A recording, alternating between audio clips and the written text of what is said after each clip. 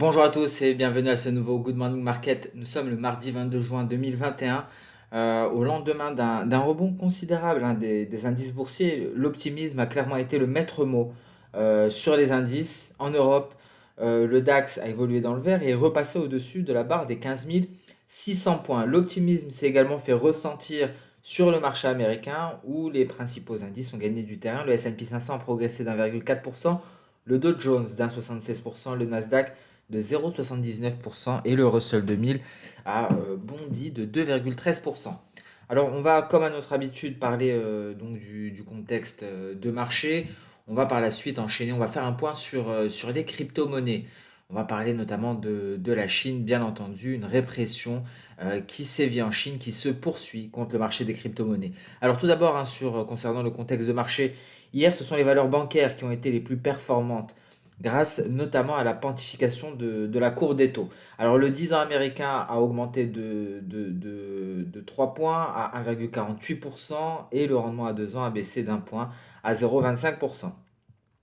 Alors donc nous l'avons dit, hein, les crypto-monnaies se sont repliées, une baisse de près de 11% pour le Bitcoin, un Bitcoin qui regagne du terrain aujourd'hui, hein, qui gagne plus de 3%. Sur l'Ethereum, le Ripple et le Litecoin, les baisses ont dépassé les 13%.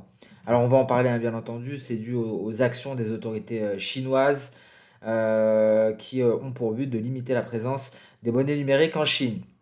Et donc, bien entendu, hein, des restrictions et interdictions pourraient frapper l'ensemble du marché des crypto-monnaies très prochainement. On va essayer de développer tout cela comme chaque mardi. Alors, cette séance a également été marquée par de la volatilité sur le marché des changes avec un biais vert qui gagne du terrain. Euh, donc, on a pu constater un fort mouvement de correction haussier. La hausse du biais vert a permis aux métaux précieux de rebondir. On notera d'ailleurs concernant les matières premières que la Chine continue d'enquêter et de renforcer la réglementation sur le trading du minerai de fer. Concernant le marché pétrolier, on notera cette prévision de la Bank of America qui voit un prix du Brent atteindre les 100 dollars d'ici la fin d'année.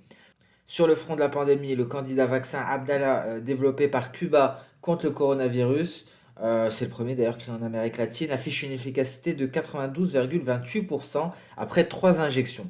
Alors la séance d'aujourd'hui, le calendrier économique est relativement allégé, un peu à l'image d'hier, hein. Ce que l'on attendra principalement, c'est le témoignage de Jérôme Powell, l'audition pardon, de Jérôme Powell par une commission de la Chambre des représentants. Ça débutera à 20 heures. On aura quelques données, hein, tout de même qui nous seront communiquées en provenance des États-Unis, les ventes de logements. On aura d'autres discours, hein, de banquiers centraux et la séance se clôturera par les stocks de pétrole brut, API, stocks hebdomadaires. Donc on va faire un petit point sur les crypto-monnaies tout d'abord, hein. On va débuter par globalement le Bitcoin. On avait parlé, hein, de ce croisement, ce dead cross, croisement de la moyenne mobile 50 et 200. Alors la semaine dernière a été une semaine négative, hein, pour le marché des crypto-monnaies, notamment le Bitcoin. Alors le Bitcoin qui n'est pas parvenu à franchir la barre des 41 000 dollars, bon, qui a allé flirter, hein, avec les 41 000 dollars après l'annonce, tout d'abord du Salvador, les annonces d'Elon Musk également sur la reprise des paiements en Bitcoin pour les voitures Tesla, mais également l'annonce de MicroStrategy. On va en parler concernant des nouveaux achats d'actifs numériques. Mais bon, hein, cette tentative haussière a vite été avortée. On est retourné. La pression est revenue sur le Bitcoin, notamment suite aux commentaires hawkish de la Réserve fédérale américaine et ces nouvelles en provenance de Chine avec une répression qui se poursuit. Alors concrètement, la domination du Bitcoin, hein, continue de rebondir légèrement. On est passé à 45,3% et la capitalisation des actifs numériques en circulation est tombée à 1340 milliards et le volume d'échange quotidien moyen est enregistré à 101,4 milliards de dollars. Donc ce qu'il faut retenir, c'est que nous avons une domination du Bitcoin en légère augmentation. Alors ce qui s'est passé, on va essayer de détailler un petit peu, c'est la Banque agricole de Chine qui a donc réitéré son interdiction des crypto-monnaies. Et les comptes des clients qui traitent des cryptos seront fermés et les transactions seront immédiatement signalées aux autorités compétentes, hein, selon la Banque agricole. à travers un communiqué qui a été publié sur son site web. Alors, on notera également, et cela a grandement écorné le sentiment sur les crypto-monnaies. Nous avons donc, vendredi, on a appris que le gouvernement local de la province de Sichuan a ordonné la fermeture de 26 exploitations minières locales de Bitcoin. Alors, bon, il faut noter que tout de même, fin 2019, CoinShares avait estimé que le Sichuan accueillait plus de la moitié du taux de hachage mondial. Concrètement, hein, Sichuan est la deuxième plus grande productrice de crypto-monnaies en Chine. Et cette province attire les mineurs grâce notamment à son énergie hydraulique bon marché et abondante, hein, pendant la bonne saison. Alors, ces restrictions, cette fermeture de 26 exploitations minières de Bitcoin n'ont fait que renforcer la pression et donc augmenter les inquiétudes concernant la répression réglementaire en Chine. Et cela a pesé fortement, hein, sur le sentiment. Alors, on va noter également que les actions des sociétés minières de Bitcoin en dehors de la Chine commencent à augmenter, hein. Les capitalisations boursières des trois plus grandes sociétés minières de Bitcoin cotées en bourse ont augmenté, ont fortement augmenté même depuis le début du mois de juin, après avoir atteint des creux, hein, à la mi-mai. On a Riot Blockchain qui est passé de 2,08 milliards de dollars à 3,4 milliards de dollars. C'est une hausse de 63%. Marathon qui a connu une hausse significative de 55%. Et donc ici, hein, concrètement, nous allons le voir, on retrouve, hein, les capitalisations boursières justement de ces sociétés minières, Riot Blockchain, Marathon notamment, qui ont augmenté en moyenne de 49% au cours du mois dernier, hein. Voici les trois principaux sont présents sur ce graphique. Donc le mois dernier a été aussi en termes de capitalisation boursière pour ces trois plus grandes sociétés minières de Bitcoin qui sont cotées en bourse. Et ce qu'il faudra noter également, un petit point peut-être sur l'Ethereum, je vais aller sur la partie graphique. Alors le Bitcoin, très rapidement peut-être, on en a parlé, donc Dead Cross ici, en résistance, nous avons un nuage. Si on passe sous les 30 000 dollars, on pourrait donc se replier de plus de 10 000 dollars pour aller se rapprocher des 20 000, voire aller chercher les 19 000. Ce serait le prochain support en cas de cassure des 30 000 dollars. Donc voilà pour le Bitcoin, on passe à présent sur l'Ethereum qui est allé chercher une moyenne mobile, vous voyez ici, très précisément la moyenne mobile 200 et on se place sous le retracement de Fibo à 78,6%. Retracement de Fibo qui est issu de cette impulsion haussière qui a entraîné l'Ethereum vers des sommets aux alentours des 4340. Donc un gros support à ce niveau-là, moyenne mobile 200, cassure de support, effectivement approfondissement de la baisse en direction peut-être des 1300. Donc prudence sur l'Ethereum qui atteint un plus bas niveau qui date du 23 mai. On notera par ailleurs que les frais de gaz et les coûts de transaction sur la blockchain Ethereum ont chuté de près de 90% au cours du mois dernier. Et le nombre de transactions DeFi et des tokens non fongibles, hein, les NFT, ont fortement diminué après le récent sell-off. Donc ici, hein, nous allons constater cette forte diminution des frais, hein, sur l'Ethereum. Et on retrouvera donc les différentes bornes. Donc concernant le blockchain Ethereum, baisse des frais au cours des dernières semaines, une baisse considérable. Alors un mot avant de terminer sur les crypto-monnaies, sur l'action MicroStrategy, hein, qui a perdu plus de 10% hier après avoir confirmé l'achat de 13 500 bitcoins au prix de 37 617 dollars chacun. C'est un total d'environ 489 millions de dollars. Et donc la société MicroStrategy détient actuellement 105 000 bitcoins. Mais il faut noter que la société MicroStrategy a largement souffert du repli considérable du Bitcoin. Donc voilà pour ce point crypto-monnaie, point hebdomadaire sur les cryptos que l'on fait comme d'habitude, hein, chaque mardi après avoir terminé le contexte de marché. On peut passer à présent sur les indices boursiers. On va débuter par le Nikkei. Alors Nikkei, gros repli, hein, hier, vous voyez ici ce retournement haussier. On va voir en données journalières parce qu'on est allé réintégrer, on avait réintégré ici ce drapeau. On est en train de sortir du nuage à l'heure actuelle. Donc bon, il faut attendre une réelle sortie. Peut-être qu'elle se fera par le haut, mais prudence, hein, car il y a eu un bull trap par exemple ici, un piège haussier, vous voyez, une fausse cassure. Ici, la Chicouspan n'avait pas validé le signal, on était à ce niveau. C'est la Chicouspan qui a refusé de sortir du nuage par le haut. Donc mieux vaudrait attendre concernant le Nikkei une cassure de ce précédent sommet aux alentours des 29 400 points afin d'envisager une nouvelle impulsion haussière en direction au-dessus des 30 000 points. On aura 30 140 et on aura le précédent sommet comme prochain objectif aux alentours des 30 800, légèrement en dessous des 30 800. Le DAX replie en ce début de séance européenne, un très beau rebond hier. Vous voyez comme on est allé chercher la borne inférieure de ce canal haussier, très précisément, borne inférieure, renforcée par le retracement de Fibo à 78,6%. Très belle impulsion haussière ici. On marque une pause sur les 127,2% avant de repartir vers le nuage. Repli en début de séance. On est pris en étau ici entre la SSB et la Kijun. Donc pour envisager à présent des perspectives haussières, ce qu'il faudrait concrètement, ce serait une cassure des 161,8% et donc une sortie du nuage par le haut. Alors on notera qu'en cas de sortie du nuage par le haut, le signal serait directement validé par la Chikou. Donc c'est le seul élément, cassure des 15 700 points, cassure effective avec clôture de la bougie. Là on pourrait estimer qu'il y a une poursuite du rebond. Pour le moment, on a une grosse résistance, on le voit en ce début de séance européenne. C'est notre nuage, on est pris en étau. Et en revanche, si on venait à passer ici sous les 127,2%, renforcé par la Kijun d'ailleurs, ce serait un signal baissier. Peut-être, encore une fois, en direction de la borne inférieure. Vous l'aurez compris, si on venait à casser cette borne inférieure du canal haussier, la baisse devrait s'approfondir peut-être même jusqu'aux 15 165 points. C'est le retracement à 61,8%. On en est loin pour le moment.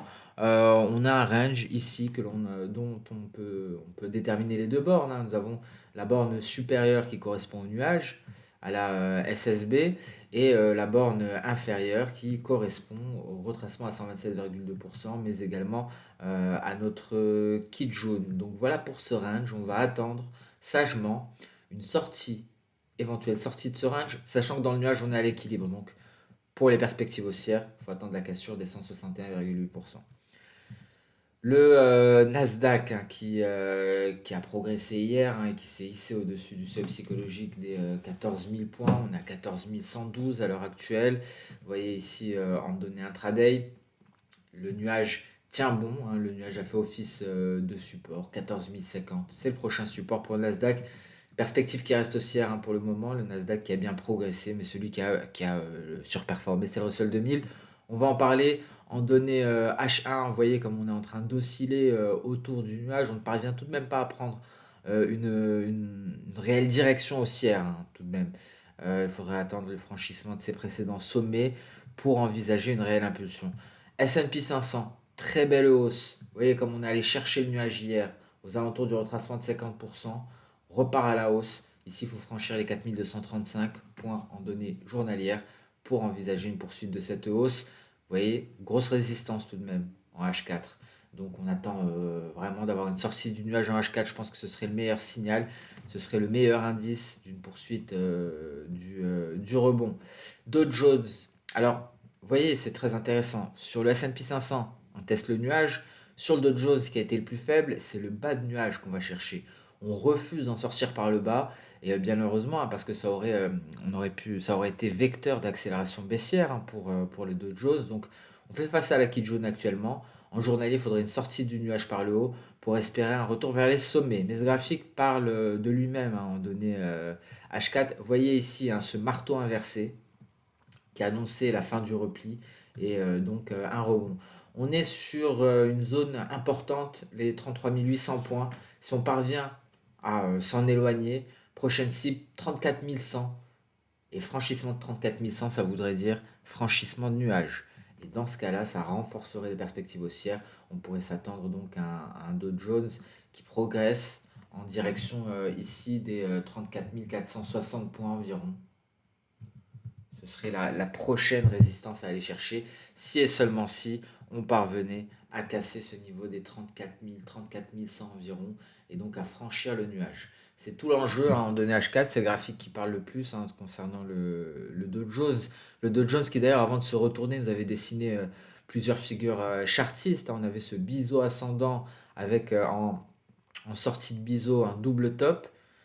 Et donc, cassure de la ligne de coup et repli considérable du Dow Jones en données H1. Ça ne nous apportera pas plus d'informations que cela. Je pense que les données H4 sont les plus pertinentes à l'heure actuelle, hein. Des fois, le H4 donne le plus d'informations, des fois, c'est le H1. Tout dépend concernant les perspectives intraday, bien entendu. Le Russell 2000, très belle hausse également.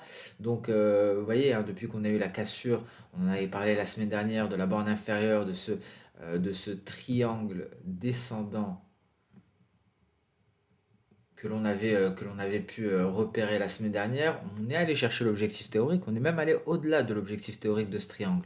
Alors si on venait à chercher l'objectif théorique,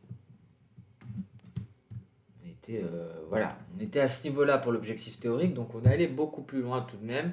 Pareil, marteau inversé, retour à la hausse, et pour l'heure, on est aux portes des 2300 points. C'est le niveau à franchir pour espérer une reprise haussière. On notera ici sur le Russell 2000, c'est très intéressant si on arrive à franchir les 2300 points au niveau de ce twist. Ça pourrait être une confirmation parce qu'effectivement, les cours pourraient facilement traverser le nuage par ce twist. Donc je pense que le franchissement des 2300 points permettrait une reprise haussière en direction des 2340. Pour cela, il faudra réussir à se maintenir au-dessus de notre Kijun. Le Bitcoin, on en a parlé, vous voyez, on est en train de rebondir, on gagne un peu plus de 3%, il me semble, aujourd'hui, après avoir cédé beaucoup plus de 3% d'ailleurs. 4,70%, hein. Hier, on a cédé 12,5%. Un gros support qui tient bon. On teste pour la quatrième fois. Si ce support venait à casser, c'est direction les 20 000 dollars, voire 19 000 dollars. Death Cross ici, croisement de la moyenne mobile simple à 200 périodes avec la 50. C'est un signal baissier que tout le monde a vu d'ailleurs, hein, parce que c'est un signal qui est suivi par beaucoup de traders, d'opérateurs. Donc prudence ici, ce signal pourrait être confirmé. En tout cas, cette présence de nuages en tant que résistance vient nous confirmer qu'effectivement, il pourrait être très compliqué de repartir à la hausse. Donc peut-être un repli plus profond du Bitcoin. En tout cas, la répression en Chine se poursuit. C'est vraiment un événement qui vient faire de l'ombre à toutes les bonnes nouvelles sur le marché des crypto-monnaies, hein. Souvenez-vous, lors de la vidéo du Good Morning Market qui avait pour titre Jour du jugement dernier pour le Bitcoin en Chine, on avait abordé très largement cette répression et effectivement, c'est vraiment le jour du jugement dernier pour le Bitcoin, hein. En tout cas en Chine, s'il y avait d'autres nouvelles du genre, je ne serais pas surpris de voir un Bitcoin en repli pour aller chercher les 20 000 dollars, voire aller plus bas. Donc il faut rester extrêmement prudent sur ce marché-là. J'ai du mal pour le moment à envisager une reprise haussière. Je ne sais pas quels seraient les éléments qui pourraient le permettre, les nouvelles qui pourraient le permettre, mais en tout cas d'un point de vue technique, ça sent pas bon sur le Bitcoin. Alors, bon, assez parlé du Bitcoin, on passe à présent sur les matières premières. Vous voyez ce rebond en hebdo, hein, tout de même, après un signal invalidé ici par la Chikuspan, on rebondit maintenant sur la SSB. Très précisément, on tente de se hisser au-dessus des 1780 dollars l'once. On est en hebdo, on repasse en journalier, un nuage qui a endigué la baisse, hein. On va faire un rapide topo, on évoluait dans un drapeau, on a eu un double creux, impulsion haussière pour aller se hisser au-dessus des 1900 dollars l'once, repli considérable suite à la volatilité, à ce qui s'est passé sur le dollar américain. Et c'est le nuage en journalier qui stoppe les baisses. Pour le moment, on arrive à se maintenir à l'intérieur. Pour envisager des perspectives haussières, on en est bien loin. Je pense qu'il faudrait repasser au-dessus de cette moyenne mobile à 50 périodes pour envisager des perspectives haussières. En revanche, on est très proche, hein, d'un signal baissier, un passage sous les 1764 dollars l'once, une clôture en dessous, et je pense que on pourrait aller chercher les 1700 voire les 1690 dollars. Donc concrètement, de retour au niveau de notre double creux. Donc on est beaucoup plus proche d'une poursuite du scénario baissier qu'une reprise haussière sur le gold, hein. Il faut en être conscient parce que pour envisager une reprise haussière sur le gold, il faudrait donc une cassure de ce niveau-là, ce retracement à 38,2% qui est dans cette région, dans cette zone. On retrouve la moyenne mobile à 50 périodes et notre Kijun. On donnait intraday pas grand-chose, hein, à part noter que ce signal, hein, était un signal exceptionnel, hein. Il s'en est suivi une baisse considérable et ce qui a endigué les baisses, c'est le retracement de 50% de cette précédente baisse. Et donc, on pourrait maintenant s'intéresser d'ailleurs, hein, au retracement de toute cette hausse. Je pense d'ailleurs que ce serait le plus, plus précis à l'heure actuelle, vous voyez.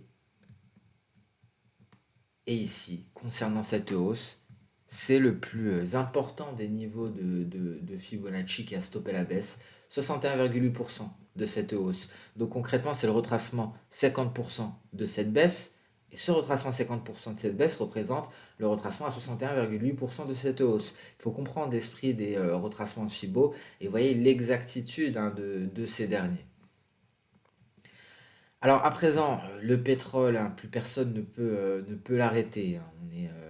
En plus de cela, souvenez-vous, la Bank of America qui voit le Brent à 100 dollars d'ici la fin de l'année, effectivement, c'est très probable, hein. On est bien loin de la fin du pétrole, malgré la transition, la mutation qui a amorcé depuis un certain moment le secteur pétrolier. On est très très loin d'assister à la fin de l'or noir. Au contraire, hein, sur la fin de l'ère pétrolière, il pourrait y avoir une hausse considérable des cours, bien au-delà des 100 dollars. Alors, est-ce que ce sera pour cette année? Est-ce que ce sera pour l'année prochaine? Dans les 3 prochaines années? À voir. Mais en tout cas, je ne serais pas surpris de revoir un pétrole aux alentours des 150 dollars, voire plus, par la suite. Sur le long terme, on est très loin de dire adieu au pétrole. Le pétrole n'a pas donné son dernier mot et je pense qu'il le donnera, en tout cas dans le sein d'un rallye haussier effréné. Donc oui, on sera au-dessus des 100 dollars le baril, que ce soit concernant le Brent ou le WTI. La question est de savoir quand. Est-ce que ce sera d'ici la fin de l'année ou bien d'ici 2 ans? Mais en tout cas, bon, on ne peut pas prévoir ce qui se passera sur ce marché-là. Beaucoup de choses sont très souvent annoncées. Nous avons les pays membres de l'OPEP. Mais en tout cas, sachez que l'on reverra un cours du pétrole au-dessus des 100 dollars le baril. Et vous voyez, hein, on a cette tendance haussière très régulière, hein, ici. On a eu ce dernier test de nuages. Les tests de nuages sont des points d'entrée redoutables. Ici avant, c'était des tests de borne inférieure du canal haussier. Donc le tout, c'est d'avoir un bon point d'entrée pour attraper ce train. Un train qui devrait continuer à progresser. On a une amélioration, on a une reprise économique, on a une amélioration considérable de la mobilité. Les restrictions sont levées un peu partout. Donc concrètement, le pétrole devrait poursuivre cette hausse. Alors, seule petite zone d'ombre, hein, c'est l'Iran. C'est le pétrole iranien. Et effectivement, l'incertitude provient de l'Iran. Et il faudra suivre avec attention ce dossier-là, les négociations nucléaires entre l'Iran et les États-Unis. Pareil, hein, pour le Brent, vous voyez cette tendance haussière régulière, un peu plus proche de la borne supérieure de son canal haussier. Mais en tout cas, ici, tout test, à l'image du WTI, tout test du nuage est une opportunité de prendre ce train qui a déjà pris la route depuis un certain moment. Belle reprise du café ici, café qui fait face à une résistance, donc attention peut-être à un éventuel repli, à un échec sous cette résistance qui est matérialisée par la Kijun et la SSB avant la borne inférieure du drapeau. Alors si on en sort par le haut, c'est un très beau signal aussi en direction des 165. On va garder un œil bien entendu sur le café. On passe sur le marché d'échange avec un dollar américain qui a secoué le marché d'échange, hein, ici. Vous voyez d'ailleurs c'est très intéressant en hebdo, vous voyez comment on se replie aux frontières de notre nuage et en données journalières. On s'est rapproché de ce fameux niveau, hein, que l'on a abordé. Effectivement, la Chikuspan n'est pas allée jusqu'au haut du nuage. On avait pressenti une résistance à ce niveau. Donc beau repli, hein, on efface la hausse de vendredi ici, concrètement. Et donc on va attendre Jérôme Powell, hein, après cette position hawkish de la Réserve fédérale américaine. C'est ce qui reste dans tous les esprits. Et James Bullard qui a remué le couteau dans la plaie vendredi, ce qui a entraîné une correction conséquente des indices, hein. La Fed qui commence à avouer à demi-mot peut-être que l'inflation n'est pas un phénomène transitoire et que la réduction et que le tapering pourrait intervenir plus tôt que prévu. En données H4, hein, rien à signaler, ça ne nous donne pas plus d'infos. En tout cas, cette hausse du biais vert a entraîné l'euro-dollar en repli considérable. Un euro-dollar qui parvient hier à rebondir, hein, grâce au repli du dollar américain. On rebondit sur le 23,6% à 1,1858 environ. On est au-dessus d'un 19 à l'heure actuelle, un 1900. Et donc, la résistance hein, est à, bien entendu, 1,1950. Donc, tout dépendra de ces discours hein, de la Réserve fédérale américaine. Les banquiers centraux ont la parole, hein, vous pouvez le voir. Beaucoup d'interventions ici. Et la plus attendue sera l'audition de Jérôme Powell à 20 h. Alors, euro-dollar ici en intraday, rien à signaler, hein, à part un refus de franchissement de cette précédente projection V sur l'euro-dollar. On notera tout de même une grosse résistance ici à venir, ce sera notre nuage. On suivra avec attention les 1,1993 également sont une grosse résistance. GBP-USD, très très intéressant. Ça commence à prendre forme hein, sur le câble, sur le GBP-USD. Les choses se sont accélérées vendredi. Hein, vous voyez, vendredi, on est allé approfondir la baisse. Pullback. On l'avait dit effectivement que le GBP-USD n'irait pas tomber comme une pierre en direction de la ligne de coup, parce que je vous rappelle que cela fait plusieurs séances que l'on a émis l'hypothèse d'un double top sur le GBP-USD. Voici le premier top, voici le second. Une hypothèse qui se confirme peu à peu, et on avait souligné le fait que le GBP-USD, après traverser du nuage, n'allait pas s'effondrer, tomber comme une pierre en direction de la ligne de coup qui est à 1,3685, mais qu'on pourrait assister à un pullback sur le nuage. Alors on en est là, on en est à ce pullback sur ce fameux nuage Ishimoku. Alors beaucoup dépendra du dollar américain, mais également du GBP. Alors on va essayer de constater en ce début de séance européenne hein, la force relative, le biais vert ici qui est en top, qui est en première position. En dernière position, on a l'AUD, avant-dernière le GBP. Hein, donc le GBP qui est en train bon, qui tente de se redresser, mais il est en avant-dernière position. Alors la deuxième position, c'est pour qui? C'est pour l'euro, hein, le deuxième plus fort. Donc voilà pour la force relative des devises. Rien à signaler. Oui, voilà, très intéressant, pardon, en intraday, souvenez-vous, on a ce canal haussier. Alors on a eu la cassure du canal haussier. Donc pour résumer, en journalier, on a un pullback sur nuage, test du nuage avant de repartir à la baisse. En H4, on a un pullback sur la borne inférieure de ce canal haussier. Et très précis ce pullback. Hein, vous voyez, en tout cas, cette cassure ici était une confirmation baissière en intraday. Si on regroupe toutes les informations que nous donnent les graphiques en journalier en intraday, visiblement, on devrait poursuivre ce repli. Hein, parce que grosse résistance ici, notre nuage, grosse résistance ici, la borne inférieure, et cela s'apparente à un simple pullback. USD-Yen, on repart au contact de la borne supérieure du canal haussier après un test du nuage. Il faut rester prudent, hein. Vous voyez, les fausses cassures sont nombreuses sur l'USD-Yen, donc prudence ici. L'euro AUD qui peut-être repart enfin. Bon, je vous rappelle qu'on s'était arrêté à mi-chemin avant l'objectif théorique qui est à 1,60-1,70. Est-ce qu'on va y arriver à voir? En tout cas ici, souvenez-vous, il y avait une figure chartiste, un triangle ascendant.